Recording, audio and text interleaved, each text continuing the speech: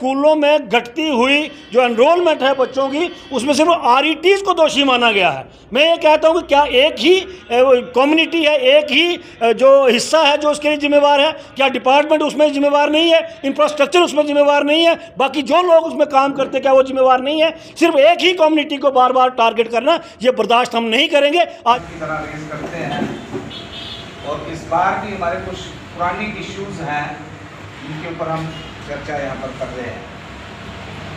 हम रेगुलाइजेशन की बात करें तो अभी भी हमारे कुछ टीचर्स जो है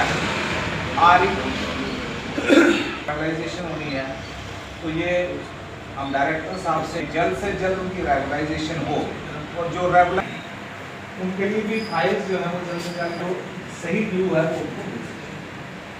उसके बाद हमारे मिड डे मील के लिए पैसा सरकार की तरफ से टीचर्स को बड़ी परेशानी आ रही है मिड डे मील चलाने के लिए। उनको अपने जेबों से पैसा खर्च कर, डिपार्टमेंट की होगी या उस एजेंसी की होगी जो पैसा टाइमली रिलीज ना कर पा रही है, तो ये बहुत बड़ा इशू है।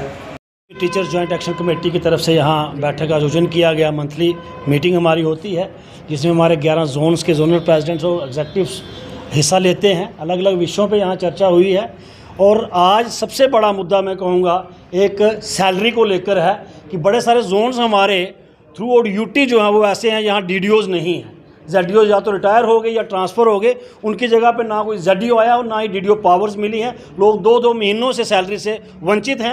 मैं आपके माध्यम से सेक्रेटरी महोदय से और ऑनरेबल मिनिस्टर से ये गुजारिश करना चाहता हूं कि ये डीडीओ पावर्स जो है वो जल्द से जल्द दी जाएं और आगे भी जो आदमी रिटायर होता है पहले जो है उसकी जगह कोई ना कोई प्रावधान किया जाए ताकि टीचर्स की सैलरी जो है वो ना रुके। उसके साथ ही ट्रांसफ़र पॉलिसी को लेकर यहाँ बहुत बड़ा चर्चा हुई है कि 20-20 सालों से 25-25 सालों से जो आरटी बॉन्ड टीचर्स हैं वो एक ही जगह पे लगे हुए हैं, उनको आज तक ट्रांसफ़र नहीं किया गया। हालांकि रैशनलाइजेशन के नाम पे उन लोगों को तंग ज़रूर किया जाता है, एक जगह से दूसरी जगह भेज दिया जाता है, लेकिन ज़रूरतमंद को ट्रांसफ़र पॉलिसी के दायरे में नहीं लाया जाता है। तो ये भी हमारी एक बड़ी डिमांड है।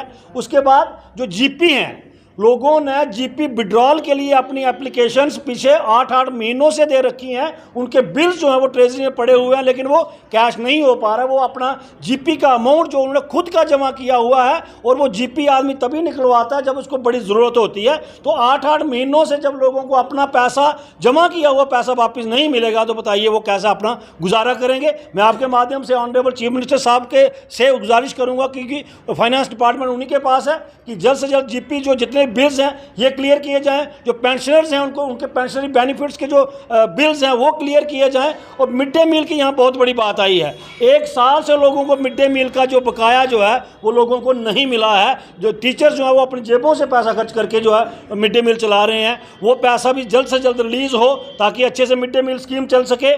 उसके बाद और बड़े सारे ऑर्डर्स कुछ एक देख रहे हैं, पिछले दिनों एक सीओ राजौरी ने एक ऑर्डर निकाला है जिसमें स्कूलों में घटती हुई जो एनरोलमेंट है बच्चों की, उसमें सिर्फ आरईटीज़ को दोषी माना गया है। मैं ये कहता हूँ कि क्या एक ही कम्युनिटी है, एक ही जो हिस्सा है जो उसके लिए जिम्मेवार है? क्या डिपार्टमेंट उसमें जिम्मेवार नहीं है? इंफ्रास्ट्रक्चर उसमें जिम्मेवार नहीं है? बाकी जो लोग उसमें काम करते क्या वो जिम्मेवार नहीं है? सिर्फ एक ही कम्युनिटी को बार बार टारगेट करना, ये बर्दाश्त हम नहीं करेंगे। आज आपके माध्यम से उन अफसरों को हम ये कहना चाहते हैं कि लोगों को हरास करना बंद करिए, अन्यथा 4-5 सालों से हम लोग सड़कों पे नहीं निकले हैं, हमें मजबूर मत करें कि हम दोबारा सड़कों पे उतर के उनके खिलाफ जो प्रोटेस्ट करें। बाकी जितने मसले मैंने आपको गिनाए हैं, ट्रांजिशन का हमारा बहुत बड़ा मसला है। जो लोग हमारे रेगुलराइज हो चुके हैं उनकी ग्रेड 2 ग्रेड 3 की ट्रांजिशन नहीं हो पाई है, जिनके 5 साल पूरे हो चुके हैं उनकी रेगुलराइजेशन नहीं हो पाई है। तो हम आपके माध्यम से डायरेक्टर साहब से भी गुजारिश करते हैं कि ट्रांजिशन और रेगुलराइजेशन करें। सेक्रेटरी साहब और ऑनरेबल मिनिस्टर साहिबा से हम